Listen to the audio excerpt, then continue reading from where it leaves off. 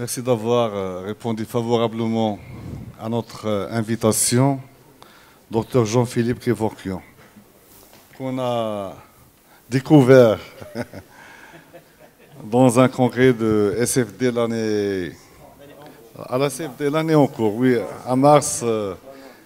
Vraiment, nous, le comité de l'ADN, on était épatés, surpris par sa présentation en duo. On espère faire des présentations en duo entre cardio et endocrino, et c'est une chose qui était très surprenante. Donc, bienvenue à Fès. J'espère que vous avez aimé cette ville spirituelle, culturelle. L'insuffisance cardiaque reste une pathologie chez le diabétique souvent occulte, et à vous de nous dévoiler le mystère, ce mystère de... Donc, sans trop tarder, je vous cède la parole. Merci beaucoup et bienvenue. Merci de m'accueillir, docteur SC4, le docteur El Azraq aussi, que je remercie. J'ai été reçu extrêmement chaleureusement et ça me donne envie d'essayer de vous donner. J'entendais le docteur Sbahi tout à l'heure dire il y a très longtemps, il y a plusieurs siècles, on délivrait des diplômes pour être médecin, et ce qu'on demandait, c'était pas seulement d'avoir des connaissances, c'était d'avoir beaucoup plus que ça. Alors, je vais essayer de vous transmettre ce que je sais un peu. On verra pour l'humanité plus tard, si vous permettez. Voilà. Le sujet qu'on m'a demandé de traiter, j'ai deux particularités. Je suis très limité, mais j'ai deux particularités. Je suis cardiologue à l'hôpital Lariboisière à Paris, et dans un quartier de Paris Nord, qui est le quartier Barbès. Et vous savez, Barbès, vous savez où c'est? C'est au nord de l'Algérie. Voilà. Donc je ne suis pas dépaysé, croyez-moi. Je ne quitte pas ma maison. En réalité, je ne quitte pas ma maison ici à Fès. Croyez-moi, je suis très sincère quand je dis ça. Donc ma particularité, c'est pas d'être cardiologue, parce que ça, c'est pas une grande qualité. C'est que je suis le cardiologue et à temps plein du service de diabétologie de l'hôpital Lariboisière à Paris, près de la gare du Nord, à Barbès, je le répète. Ça me rend plus intelligent. Croyez-moi, de travailler avec des diabétologues depuis des années et à temps plein, entouré exclusivement de diabétologues, ça rend plus intelligent. Voilà. Et puis c'est à peu près tout de mes qualités, et je vais essayer de vous transmettre ce que je sais un peu. On m'a demandé de traiter l'insuffisance cardiaque chez le diabétique, et j'ai mis en sous-titre que j'allais vous transmettre toute la vérité, sauf que vous le savez aussi bien que moi, la vérité, personne ne la possède, sauf, paraît-il, les juges. Je vais surtout essayer de vous dire la réalité, et rien que la réalité, aujourd'hui, en 2018, et vous le savez bien, les réalités changent. Alors, c'est moi qui passe ces diapositives, me semble-t-il. Un diabétique, c'est qui? C'est le plus souvent un homme d'une 60aine d'années, très souvent en surpoids, c'est un ancien tabagique, c'est quasiment très fréquemment un coronarien, et c'est un diabétique dans un tiers des cas. Et je sous-estime, car en réalité c'est plus près de 40 à 50%. La moitié quasiment des insuffisants cardiaques sont des diabétiques. Et les diabétiques représentent environ 2% de la population européenne. Les insuffisants cardiaques, pardon, représentent environ 2% de la population européenne. C'est 6% des diabétiques. Vous pressentez déjà que le diabète a un lien étroit et nuisible chez les individus. Et l'insuffisance cardiaque, c'est grave, ça raccourcit la vie d'environ 15 ans. Quand vous avez 50 ans et que vous êtes en pleine forme, que vous êtes un homme parfait, et vous savez ce que c'est qu'un homme parfait, c'est une femme, puisqu'elle se préoccupe bien plus de leur santé que ne le font les hommes. Eh bien, quand vous êtes un homme parfait et que vous avez 50 ans, l'espérance de vie dans les pays occidentaux, en tout cas, c'est 80-85 ans. Quand vous avez 50 ans, que vous êtes diabétique et que vous êtes insuffisant cardiaque, votre espérance de vie est réduite de 15 ans. C'est pour vous dire la gravité de la pathologie. Ce que je vais traiter aujourd'hui, c'est deux choses. D'une part, évidemment, le traitement de l'insuffisance cardiaque, tel que je le connais, et je vais essayer d'aborder avec vous ce que nous pouvons, les cardiologues, vous recommander pour assurer votre travail quotidien qui est l'équilibre glycémique et la prévention de toutes les complications graves du diabète, bien évidemment. On distingue, et je vais faire très simple si vous le permettez, on distingue deux formes d'insuffisance cardiaque. Les insuffisances cardiaques dites par dysfonction systolique, par altération de la contractilité myocardique, et puis les insuffisances cardiaques dites diastoliques, ou plus précisément à fonction systolique conservée, et qui sont des formes d'insuffisance cardiaque très particulières où la fonction contractile est conservée, mais la rigidité musculaire fait que vous pouvez développer des signes d'insuffisance cardiaque. Deux étiologies majeures, la maladie coronaire, l'ischémie myocardique et l'hypertension artérielle. Et si vous m'avez suivi, le diabète, évidemment, mais par des mécanismes multiples. Gardez en tête que nous avons aujourd'hui une recette très claire, très précise, efficace pour le traitement de l'insuffisance cardiaque par dysfonction systolique, par altération de la contractilité myocardique. Nous n'en avons pas pour l'insuffisance cardiaque dite à fonction systolique préservée ou par dysfonction diastolique. Je vais donc aujourd'hui me concentrer exclusivement sur ce que nous savons faire et ce que je sais faire moi très personnellement. Je me suis permis de rappeler ce qu'était l'insuffisance cardiaque par dysfonction systolique. Le diagnostic repose sur 4 éléments très simples. La clinique, d'abord et avant tout, et même si tous les jours on nous explique que nous avons les moyens de faire quasiment tout virtuel, je suis désolé, l'insuffisance cardiaque, son diagnostic repose encore sur l'utilisation de nos 5 sens. Ça devient de plus en plus rare. Et l'insuffisance cardiaque a des manifestations parfaitement aspécifiques, mais relativement typiques. Et 2 signes prédominent incontestablement, la fatigue et la dyspnée d'effort. À côté de ça, vous pouvez repérer quelques éléments cliniques très simples, la turgescence jugulaire, le reflux hépato-jugulaire, les signes auscultatoires, le B3, le B4. Et je sais que je parle dans un pays où on examine les patients cardiaques, où encore on est capable de faire le diagnostic des valvulopathies à l'oreille et pas seulement à l'échocardiographie. L'électrocardiogramme est absolument capital et vous avez 2 moyens cliniques très simples, je considère qu'il faut les intégrer comme presque cliniques. La mesure du taux plasmatique de BNP, et je vous expliquerai ce que c'est, et puis, bien sûr, l'échocardiographie. Voilà comment on fait le diagnostic d'insuffisance cardiaque. Alors, dans la vie, vous savez que...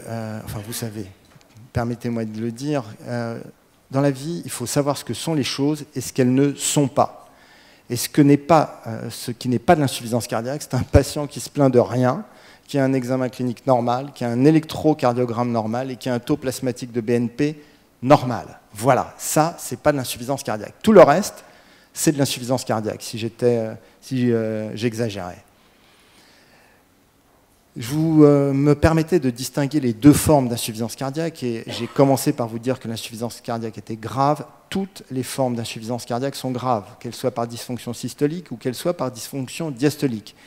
Sur ce diagramme ici, on a représenté la mortalité des insuffisants cardiaques, qu'ils soient par altération de la fonction systolique ou par altération de la fonction diastolique. Et vous voyez que le taux de mortalité est considérable. Au bout d'1 an, vous avez 20% de mortalité à 1 an. Des insuffisants cardiaques à fonction systolique altérée ou à fonction systolique conservée, quand vous ne les traitez pas correctement, le taux de mortalité annuel est de 20%. Il y a très peu de pathologies chroniques avec des taux de mortalité aussi importants. Ce sont des taux de mortalité bien supérieurs aux taux de mortalité observés dans les cancers. Et vous savez qu'on a fait beaucoup de progrès dans le cancer, dans le traitement du cancer, ce qui fait que la survie est encore meilleure que dans l'insuffisance cardiaque. Je vous parlais évidemment du diabète et sa relation très vraisemblablement étroite et néfaste, nuisible chez les patients avec le risque de développement d'insuffisance cardiaque. 3 mécanismes majeurs déterminent les altérations de la fonction cardiaque chez le diabétique. D'abord et avant tout, la microangiopathie, un facteur vasculaire majeur. ça vous laisse entendre que l'équilibre glycémique au long cours prolongé est un moyen indispensable à la prévention du développement de l'insuffisance cardiaque. Mais pas seulement. Évidemment, parce qu'on parle de diabète et de métabolisme, il existe des facteurs métaboliques altérant le fonctionnement de la cellule myocardique. Les acides gras libres et l'hyperglycémie chronique favorisent la dysfonction, à côté de la microangiopathie, favorisent la dysfonction du myocarde. Puis le troisième facteur, c'est un facteur structurel avec le développement de fibroses qui peuvent favoriser l'altération de la fonction cardiaque. Le diabète, donc, expose, par des mécanismes divers, 3 principaux, à l'altération de la fonction cardiaque. Pour que vous saisissiez bien tout ce qui vient ensuite sur les modalités thérapeutiques, celles qui nous incombent à nous cardiologues, il faut bien comprendre que l'insuffisance cardiaque, et encore une fois je répète, je me concentre sur la dysfonction systolique, l'insuffisance cardiaque est en réalité une maladie neuro-endocrine, une maladie neuro-hormonale. Pourquoi? Parce que quand vous avez un myocarde défaillant, une pompe défaillante, vous activez, l'organisme active derrière des mécanismes qui sont supposés améliorer la fonction myocardique, améliorer la perfusion rénale. Ah oui, parce qu'il faut que je vous raconte, le cœur et le rein dans l'insuffisance cardiaque ont une relation extrêmement étroite. Pas seulement dans l'insuffisance cardiaque, en général. Eh bien, quand le rein n'est pas bien perfusé, il crie au secours et il favorise l'activation de systèmes neurohormonaux, d'abord et avant tout le système rénine-angiotensine, ensuite le système adrénergique. Et c'est ce que vous voyez sur cette diapositive. Ici, vous marquez, la ligne bleue indique les taux physiologiques, ici des catécholamines circulantes, ici de la rénine plasmatique. Chez l'insuffisant cardiaque, les taux plasmatiques de catécholamines, comme les taux plasmatiques de rénine, qui est le déclencheur de la cascade du système rénine-angiotensine, sont très élevés, significativement beaucoup plus élevés que chez des patients qui ne sont pas insuffisants cardiaques. À côté, vous pouvez distinguer ici, et je vous en reparlerai, du peptide natriurétique, et je vous parlais du BNP, et bien c'est ça, le BNP, cette espèce de petit peptide, ici c'est la valeur physiologique, ce petit peptide a des taux plasmatiques extrêmement augmentés dans l'insuffisance cardiaque. Et pourquoi? Parce que le BNP, ce petit peptide natriurétique, a 2 vertus majeures. Il est sécrété physiologiquement par le myocarde, il a 2 vertus majeures, c'est un diurétique et c'est un vasodilatateur.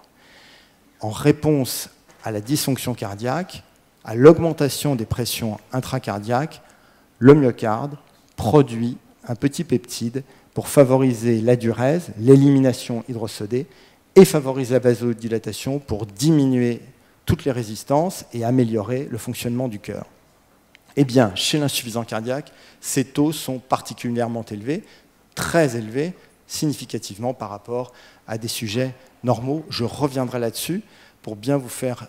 mais il était indispensable que je vous rappelle ces notions physiopathologiques pour bien comprendre le traitement.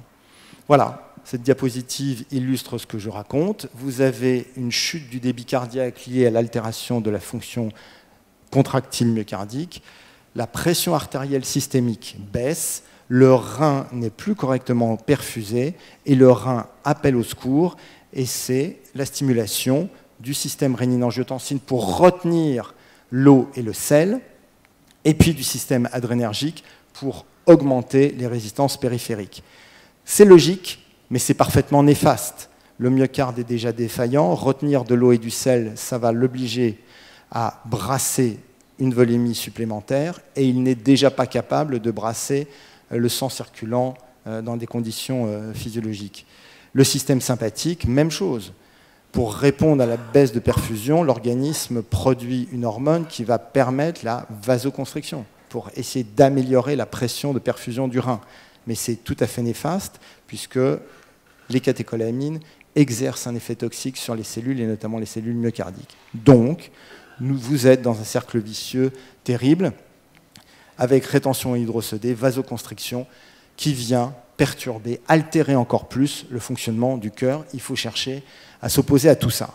Alors il y a 30 ans maintenant, c'est une éternité et rien du tout, surtout rien du tout.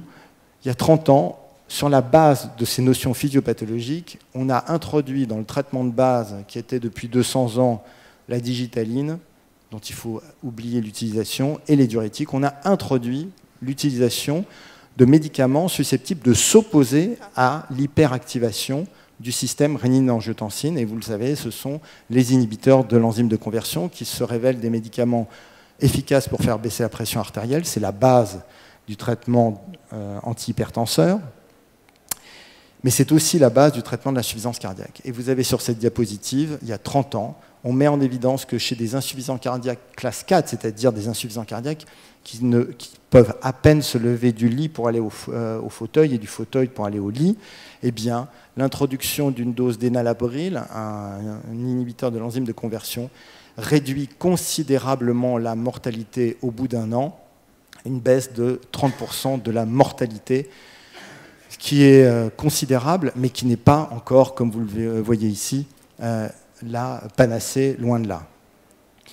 Quelques années plus tard, quand je dis quelques années plus tard, 4 ans plus tard, chez des insuffisants cardiaques encore moins sévères, au stade 2-3 de la NYHA, là encore, l'IEC, au bout de 4 à 5 ans, se montre efficace pour faire baisser la mortalité. La différence n'est pas si explosive que ça, elle est déterminante parce que à partir de là, nous allons nous battre pour chercher des moyens pour améliorer encore la situation. Et j'en viens, si j'ai réussi à vous éclairer un peu sur l'insuffisance cardiaque, ses facteurs étiologiques et ces mécanismes physiopathologiques qui peuvent expliquer les modalités thérapeutiques, j'en viens à ce cas clinique précis pour rentrer, je l'espère, pour vous, dans le vif du sujet. Et l'histoire est parfaitement réelle, et il s'agit d'un patient, j'ai présenté à la SFD au mois de mars, un patient qui était arrivé au mois de décembre-janvier, si je ne me trompe pas. C'est un patient de 50 ans, que mes petits camarades cardiologues, qui habitent juste à côté du service de diabétologie, nous transfèrent dans les suites de la découverte d'une cardiopathie, d'une dysfonction cardiaque sévère. C'est un patient de 50 ans qui se présente aux urgences de l'hôpital Lariboisière parce que depuis d'une quinzaine de jours, il se sent de plus en plus fatigué, essoufflé, et il s'est aperçu que ses jambes avaient gonflé. Épuisé, il se rend aux urgences, et on découvre un homme de 50 ans clairement en surpoids, avec un IMC, un indice de masse corporelle, à 33, une pression artérielle systolique conservée, mais incontestablement des signes d'insuffisance cardiaque droite à côté d'un reste d'examen clinique sans particularité. Mais la turgescence, le reflux hépato-jugulaire et les édèmes des membres inférieurs laissent penser qu'il est vraisemblable que l'asthénie et l'essoufflement soient en rapport avec de l'insuffisance cardiaque. L'électrocardiogramme dit beaucoup de choses. Sur cet électrocardiogramme, il faut se concentrer ici sur les dérivations précordiales, antérocepto-apicales, avec, vous le voyez ici, 2 signes très importants. Cette grande onde négative, V1, V2, V3, c'est une onde qu'une nécrose, c'est incontestable, et elle s'associe à, si vous le regardez bien, ce sus-décalage, cet épaulement du segment ST, avec derrière une onde T négative. Tout ça est parfaitement anormal. Aucun d'entre vous ici n'a cet électrocardiogramme-là, en tout cas, j'espère pas moi. Et ça, c'est la marque d'un infarctus semi-récent. Et si vous regardez bien, vous trouvez des troubles de repolarisation en D1 et AVL, donc dans le territoire latéral. Cet homme de 50 ans est fatigué, essoufflé, il a des signes d'insuffisance cardiaque, très vraisemblablement en rapport avec un infarctus antérocepto-apical semi-récent. L'électrocardiogramme, l'infarctus ne se produit pas sous vos yeux, il s'est produit, c'était probablement 15 jours ou 3 semaines avant qu'il ne se présente au service des urgences. Et dans son bilan biologique, on repère quoi? Un taux plasmatique de BNP, ce petit peptide natriurétique dont vous vous rappelez, le taux physiologique doit être inférieur à 30. Là, il est à 2000, c'est près de 50 fois, 80 fois le taux, 70 fois le taux physiologique. L'échographie faite au lit du patient, rapidement mettre en évidence, et c'est là où il faut que je clique sur ça. Voilà. Est-ce que vous... Ah bah oui, mais sauf que c'est pas en boucle. Excusez-moi. Est-ce que vous voyez, ce que vous distinguez ici, ce que vous pourriez distinguer ici, c'est une altération profonde de la fonction systolique ventriculaire gauche, la séquelle d'infarctus, et je vais le faire là. Même chose, faites-moi confiance. Et vous pouvez même repérer autre chose, c'est à la pointe du ventricule gauche, cette image ici qui est un thrombus. C'est pour vous dire que probablement, encore une fois, tous les arguments sont là pour penser que l'infarctus s'est produit il y a 15 jours, 3 semaines et que vous êtes au stade probablement irréversible de l'altération de la fonction cardiaque. Le taux de troponine est à peine élevé, on n'est donc pas dans une phase aiguë. Et puis mes petits camarades lui font une coronarographie en urgence. Ici le tronc coronaire gauche, ici l'artère circonflexe et ici il devrait y avoir l'artère interventriculaire. C'est ce qu'ils font dans la foulée. Ils débouchent l'artère interventriculaire. Et comme je suis très mauvaise langue, avec mes petits camarades, je dis qu'ils se sont amusés, mais que ce qu'ils ont fait n'a pas servi à grand-chose, parce que c'est comme fouetter un cheval mort, je ne vois pas bien ce qu'on risque, ce qu'on peut obtenir. Alors, le traitement de l'insuffisance cardiaque, je le connais et je vais vous l'expliquer. Et il repose sur cette recette-ci. Un traitement diurétique, la base, auquel vous ajoutez, si vous m'avez suivi, un inhibiteur de l'enzyme de conversion. Vous allez même renforcer le traitement qui s'oppose à l'activation du système rénine-angiotensine en ajoutant un anti-aldostérone, c'est-à-dire soit la spironolactone, un médicament qui a été développé il y a plus de 50 ans, me semble-t-il, et puis son succédané très efficace également, qui est les plérénones. Et puis, si vous m'avez suivi, je vais ajouter un traitement bêta-bloquant. Traitement bêta-bloquant, quand j'ai commencé mes études de médecine, c'était 0 sur une copie de concours de l'internat si vous mettiez que vous traitiez l'insuffisance cardiaque chronique, hein, on est bien d'accord, avec un bêta-bloquant. Et bien vous voyez que 30 ans plus tard, c'est 0 si vous ne mettez pas le traitement bêta-bloquant comme traitement de l'insuffisance cardiaque chronique par dysfonction systolique. Et je vous raconterai un jour cette malheureuse histoire de ce médecin suédois qui met en évidence, voilà, le diagramme que je vous ai montré tout à l'heure avec les taux plasmatiques de catécholamine dans l'insuffisance cardiaque et chez les sujets sans insuffisance cardiaque.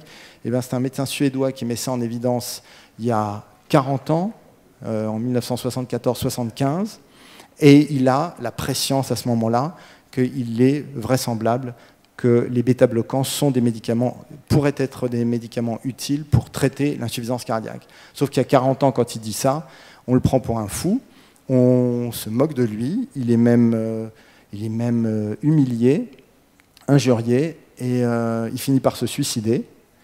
Et c'est donc dans les années 90, au milieu des années 90, qu'enfin, mais qu'est-ce que je dis au milieu, à la fin des années 90, c'est-à-dire plus de 20 ou 25 ans plus tard, que le premier essai sur l'utilisation d'un bêta-bloquant dans le traitement de l'insuffisance cardiaque met en évidence le bénéfice de ce traitement.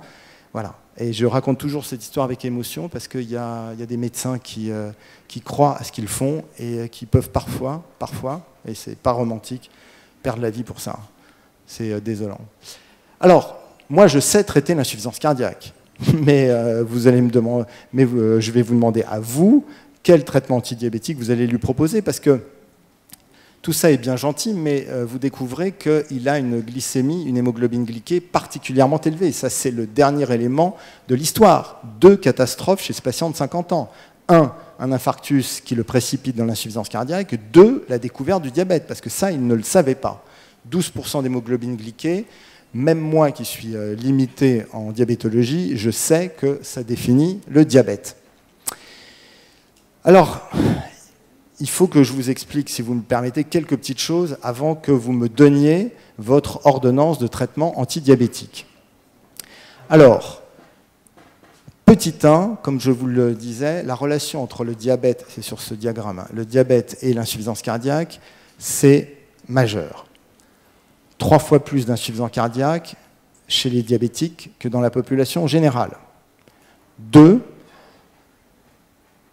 c'est responsable d'une mortalité et d'une morbidité, c'est-à-dire des décompensations cardiaques et des réhospitalisations, 2 à 3 fois supérieures par rapport à n'importe quel autre insuffisant cardiaque. S'il fallait donc, comme d'habitude, une preuve que le diabète entretenait des relations malsaines avec la santé, et en l'occurrence dans l'insuffisance cardiaque, ça suffit à en faire la démonstration.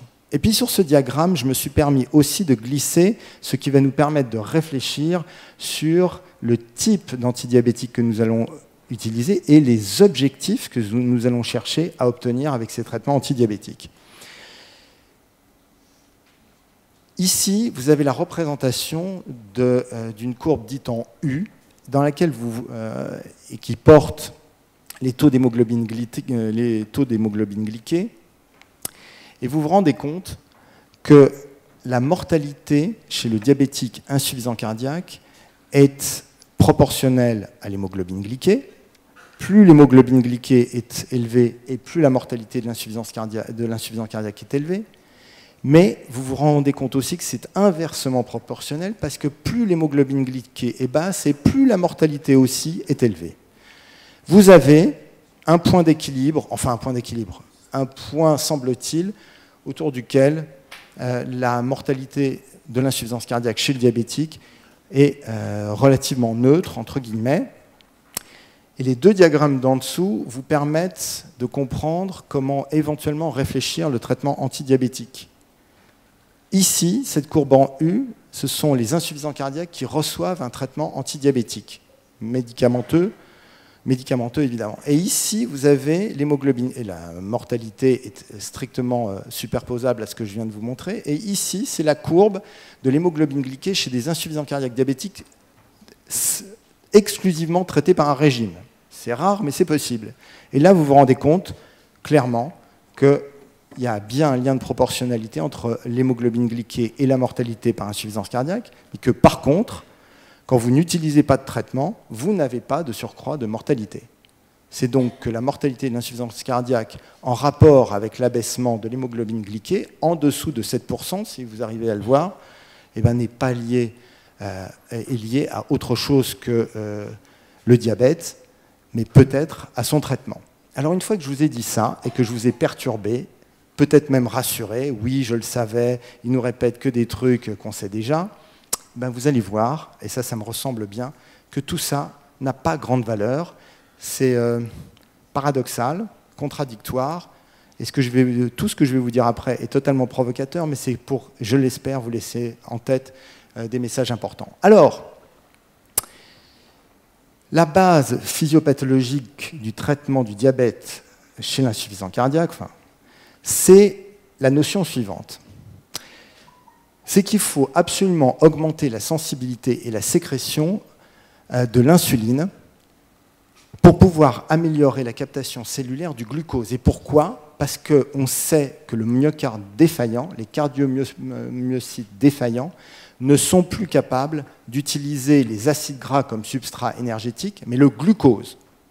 Le cerveau, c'est le glucose, mais le cœur, ce n'est pas le glucose, c'est les acides gras. Sauf que là, les acides gras sont mal ou pas utilisés par les cardiomyocytes défaillants. Donc, l'idée, c'est d'utiliser des médicaments qui sont susceptibles d'améliorer la sensibilité et la sécrétion de l'insuline. Là encore, ne vous inquiétez pas, je vais vous perturber derrière. Alors, est-ce que ça a un fondement de faire baisser la glycémie d'une façon générale chez les diabétiques ? C'est-à-dire d'essayer de les ramener dans les limites physiologiques, celles des non-diabétiques. La réponse est oui, c'est indispensable sur le plan cardiovasculaire. Bien à côté de tout ce qu'on vous a raconté depuis des années à propos de l'abaissement excessif, mortel, de la glycémie chez les diabétiques à haut risque, sinon très haut risque cardiovasculaire. En fait, ce qu'il faut retenir, c'est une notion qui a été développée et publiée par le professeur Roussel à l'hôpital Bichat à Paris. C'est la notion de charge glycémique. La charge glycémique, ce n'est pas difficile. Dans tous les essais cliniques les plus récents, on vous dit, mais vous voyez, en fait, le niveau de risque cardiovasculaire ne baisse pas beaucoup quand on fait baisser la glycémie, mais ça, c'est normal.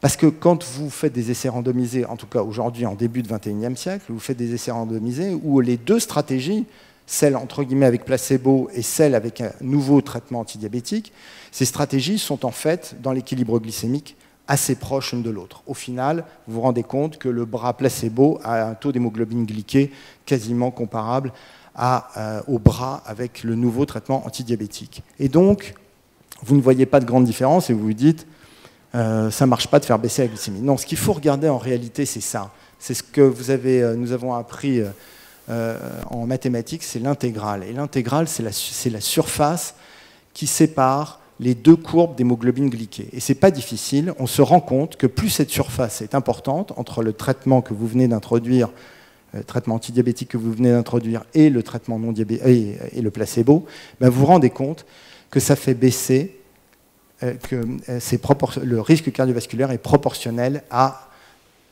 ce qu'on appelle la charge glycémique évaluée par cette surface. Et c'est comment on calcule la surface, c'est pas difficile. Vous faites la différence entre l'hémoglobine glyquée moyenne sous l'effet du nouveau traitement antidiabétique et puis avec l'hémoglobine glyquée sous l'effet du placebo et vous multipliez par le temps d'exposition.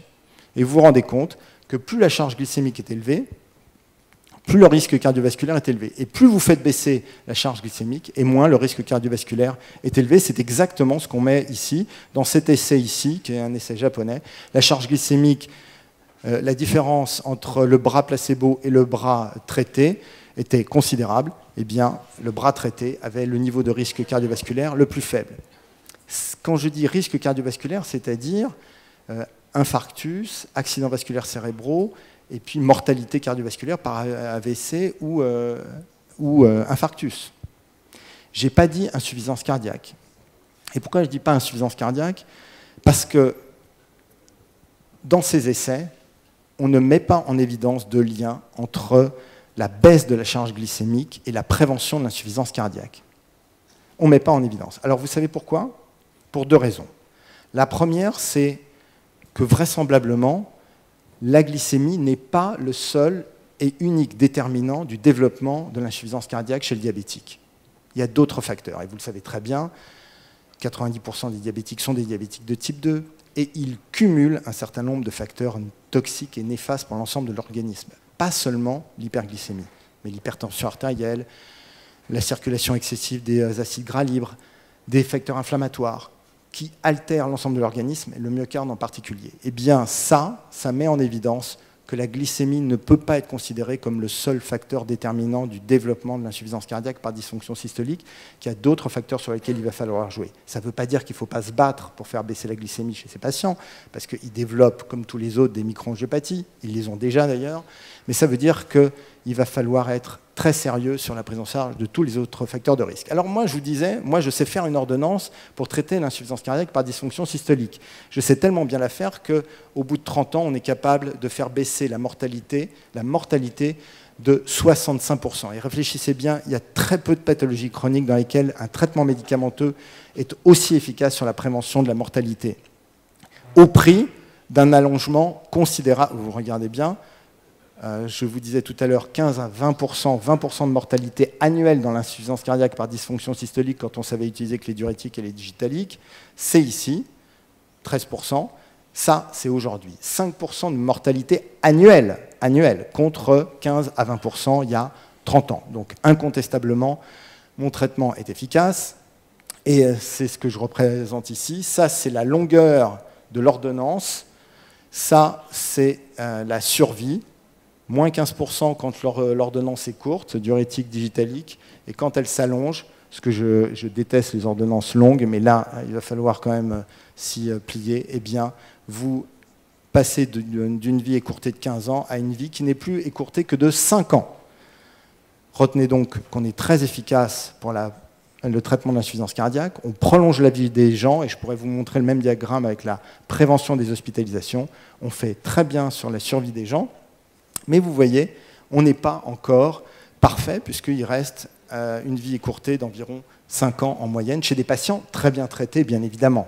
On parle d'observants thérapeutiques. Alors je vous disais tout à l'heure, l'insuffisance cardiaque, le diabète, c'est très fréquent au cours de l'insuffisance cardiaque. Et bien, quand on regarde bien, je vous disais la moitié, ben c'est vrai.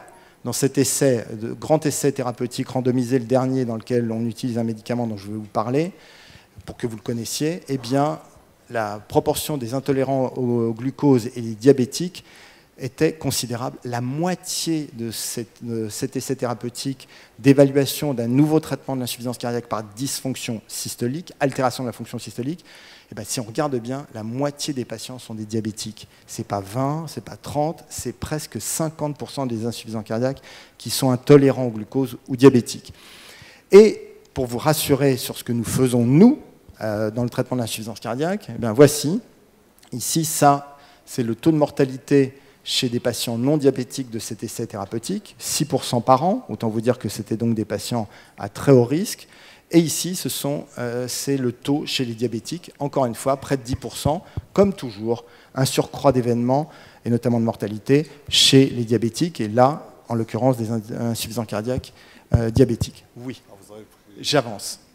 Et je vais donc aller directement au traitement antidiabétique. Je sais traiter, améliorer l'hémodynamique. Il faut maintenant, pour prolonger la vie au-delà de 10 ans, il faut que j'agisse évidemment sur le métabolique. Cette diapo vous représente la survie ou la mortalité ou la survie des patients diabétiques insuffisants cardiaques sous l'effet des anciens traitements antidiabétiques, la metformine, les sulfamides hypoglycémiants, l'insuline et la carbose. Je vais faire très simple. Il n'y a qu'un seul médicament antidiabétique de vieille génération, la metformine, qui s'associe à un pronostic favorable dans l'insuffisance cardiaque. Les autres, les sulfamides, l'insuline, la carbose, on ne sait pas, c'est associé à un surcroît de mortalité. Je répondrai à la question après. Je résume de la façon suivante. Ne tenez pas compte des résultats de ces études. Aucune de ces études n'est randomisée. Aucune. Aucune. Ce sont que des registres et on ne peut tenir aucun compte de tous ces résultats. La metformine, je vous rappelle que c'est l'élixir de la jeunesse. Ça a été montré très récemment. Ça traite le diabète, certainement, mais ça permet de rajeunir, en tout cas, ça permet d'éviter de vieillir. Mais je répondrai à la question si vous me la posez après. Les nouveaux antidiabétiques, les glitazones. Et tout à l'heure, j'en discutais. Les glitazones, en France, on n'en parle plus chez les diabétiques, puisque c'est, avec la Corée du Nord, le seul pays au monde qui a interdit l'utilisation des glitazones pour un surcroît d'insuffisance cardiaque. Je vais être très provocateur. On devrait donc aussi interdire formellement l'utilisation des corticoïdes qui ont le même effet de rétention hydrosodée et qui ont vraisemblablement tué dans le monde plus de gens que les glitazones. Mais les corticoïdes, dans leur classe, sont uniques et surtout sont des médicaments absolument essentiels, fondamentaux. Les glitazones, ça favorise la rétention hydrosodée, ça peut précipiter l'insuffisance cardiaque, mais je ne suis pas sûr qu'il ait fallu les interdire en France. Les inhibiteurs DPP4 et les analogues GLP1, retenez une chose très simple. En dehors du diabétique en situation aiguë de post-infarctus, vous pouvez utiliser, jusqu'à preuve du contraire, ces nouveaux antidiabétiques sans inquiétude de développement d'insuffisance cardiaque. Mais suivez-moi bien, tous ces essais thérapeutiques, tous ceux dont vous entendez parler tous les jours, aucun de ces essais thérapeutiques, aucun, n'est dédié spécifiquement à l'insuffisance cardiaque. On parle d'insuffisance cardiaque dans ces essais, mais après avoir repéré des événements, mais aucun de ces essais n'est fait pour évaluer l'insuffisance cardiaque chez les diabétiques. La dernière classe, la plus récente, les inhibiteurs SGLT2. Si on écoute les gens, c'est la pilule miracle. Et pourquoi? Parce que non seulement ça fait baisser la glycémie, mais en plus, ça fait baisser le risque cardiovasculaire, mais en plus, ça prévient l'insuffisance cardiaque. Là encore, permettez-moi une remarque. Je suis un adepte des inhibiteurs SGLT2, qui d'ailleurs ne sont pas commercialisés en France. Mais là encore, soyez très prudents. Ce résultat n'était pas prévu, n'était pas intégré dans l'évaluation du critère principal de jugement. Tout ça a été fait a posteriori. Je passe là-dessus pour vous dire que l'essentiel qui doit être retenu, une chose essentielle qui doit être retenue, c'est que les recommandations les plus récentes, et notamment les recommandations de la Société américaine de diabétologie, mettent en évidence que le seul médicament antidiabétique que vous avez le droit d'utiliser dans l'insuffisance cardiaque, c'est la metformine. Point barre. Pour l'équilibre glycémique, tout à l'heure, je vous ai dit, je vais faire paradoxal. Regardez bien dans cet essai thérapeutique, de traitement de l'insuffisance cardiaque avec un médicament très original qui s'oppose à la dégradation du petit peptide natriurétique dont je vous parlais tout à l'heure. Non seulement vous améliorez la survie des insuffisants cardiaques, c'est ce que je vous montrais tout à l'heure, mais vous améliorez leur profil glycémique. En tout cas, dans le sous-groupe des diabétiques, ce médicament permet d'améliorer le profil glycémique. Et pourquoi je vous montre ça? Pour une raison très simple. C'est qu'il est possible de faire baisser la glycémie chez l'insuffisant cardiaque. Encore faut-il le faire lentement. Et on peut aller en dessous de 7% d'hémoglobine glyquée. Ça ne tue pas nécessairement les insuffisants cardiaques. Et mieux que ça, vous voyez que vous pouvez faire une épargne d'insuline grâce, semble-t-il, à ce traitement. Donc, je passe là-dessus parce que sinon je vais être trop long. Et bien, regardez bien, mon patient va sortir avec cette ordonnance-ci. Elle est 17 comprimés et demi. Vous avez, excusez-moi de le dire, toute la sauce du traitement de l'insuffisance cardiaque, toute la sauce de prévention de thrombose de stent parce qu'on a mis un stent, toute la sauce de prévention de l'hypercholestérolémie, donc du développement de la maladie athérothrombotique ou de sa précipitation, toute la sauce de traitement du traitement antidiabétique, et vous noterez que mes petits camarades ont introduit dans mon dos, alors que je les avais prévenus qu'éventuellement ça pouvait être un problème, un sulfamide hypoglycémiant. À chaque fois que je monte cette diapo, et ça, tous les diabétologues dans la salle hurlent. C'est glycazide, oui pardon, excusez-moi. Glycazide, 60 mg, d'ailleurs sur la diapo c'est bien glycazide si je ne me trompe pas, oui c'est ça, tout à fait, merci. Donc il y a encore des gens qui suivent. J'ai fini. Voilà. Retenez donc que vous n'avez aucune étude spécifiquement dédiée au traitement de l'insuffisance cardiaque chez les diabétiques. Et le plus important pour moi, c'est que probablement vous ne devez pas avoir d'inquiétude à utiliser les nouveaux antidiabétiques dans l'insuffisance cardiaque si vous restez évidemment comme toujours raisonnable. Voilà, je vous remercie. Merci beaucoup. Peut-être qu'on va passer directement. Il n'y a pas de question, une seule. Hein? Pas de question. Yallah, vas-y, vas-y. Hein? Micro.